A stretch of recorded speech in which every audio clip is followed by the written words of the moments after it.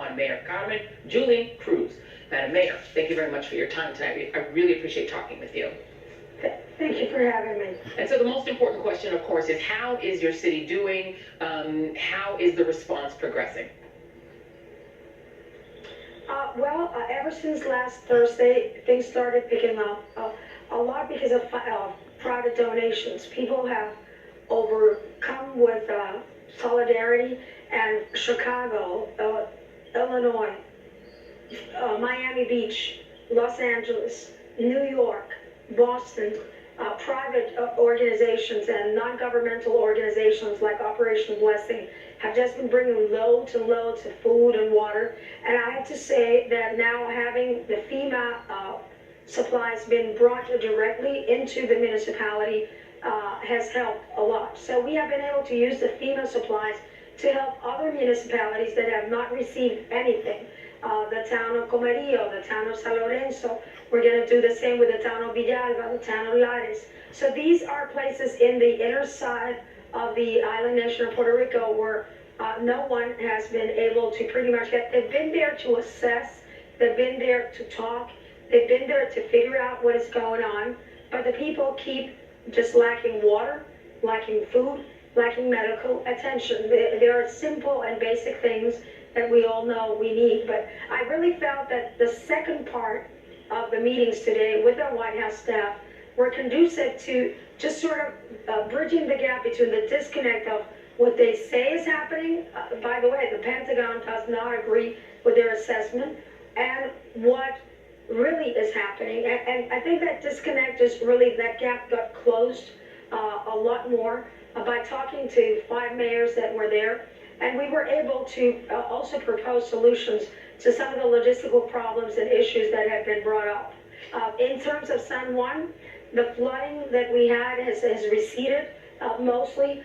We are using the ONGs and our churches, faith-based organizations, and the community leaders promoting that they start having community kitchens and cooking for 400, 500 people at a time. And we are now, because of the private donations that we've been getting, mixed in with some of the FEMA donations, we have been able to provide people with boxes for 1 week worth of food. It makes it a lot more efficient, and the tentacles of all these organizations, these grassroots organizations, are a big help to the municipality. Yeah, and it sounds like, you know, all of these additional sort of additions to the federal response have really been helpful, but I'm wondering what you make of the president's sort of response to you today. He assembled this sort of strange roundtable situation where he went around the room and had people praise the federal response. He did not call on you. There was this moment when the two of you interacted, and I think what you said to him, I'll let you say that, you know, repeat what you said to him, that it's not about politics, but he didn't seem to even respond to you or react to it. What did you make of that? Well, I said to him, it's about saving lives, it's not about politics, and he didn't respond. But this was a PR 17-minute meeting. There was no exchange with anybody, with none of the mayors, and in fact, this terrible and abominable view of him throwing paper towels and throwing provisions at people, it's really, it does not embody the spirit of the American nation, you know. That is not the land of the free and the home of the brave, that the beacon of democracy that people have learned to look up to, you know, across the world. He was insulting to the people of Puerto Rico. He said something like, Puerto Rico, you really have taken our budget out of whack because of all the money we've thrown here. He kind of minimized our suffering here by saying that Katrina was a real disaster, sort of implying that this was not a real disaster because not many people have died here. Well, you know what? They're dying. They don't have the medical resources. They can't get to their dialysis. Their oxygen tanks are starting not to work because they don't have generators. So hospitals are just collapsing because of the generator situation. The diesel doesn't get to where it's supposed to get. A lot of people are being caged, especially the elderly. And the pictures are there. The news have been a witness to everything that we are saying. Mayors now are starting to talk a lot more about what they are encountering. So, you know, I said this morning that he really has a communication issue. Yeah. You know, he's kind of sort of like a miscommunicator in chief.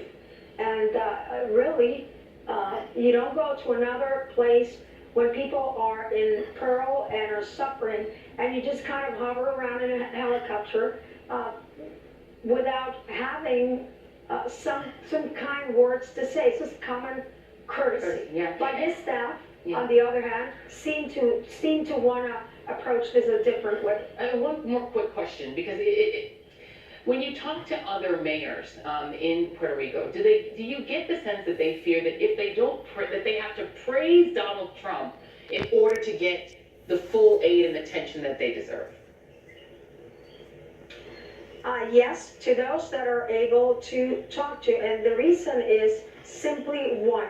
Most of the people in Puerto Rico do not have any access to a phone. Yeah. Even if they have a phone in their pocket, it doesn't work. So this lack of interconnectivity is one of the main and primary reasons why things have not been able to pick up. But by God, you go to Timbuktu, you put in a satellite dish, Yeah. and you make communications happen. So these are not logistical things that cannot be resolved. Right. We know they're there. People shouldn't be waiting for somebody to write a form to make it happen. Yeah. San Juan Mayor Carmen Cruz, thank you so much for your time tonight. We really appreciate it. And be well. Thank you very much. The best to the people of Puerto Rico. Thank you. We'll be right back.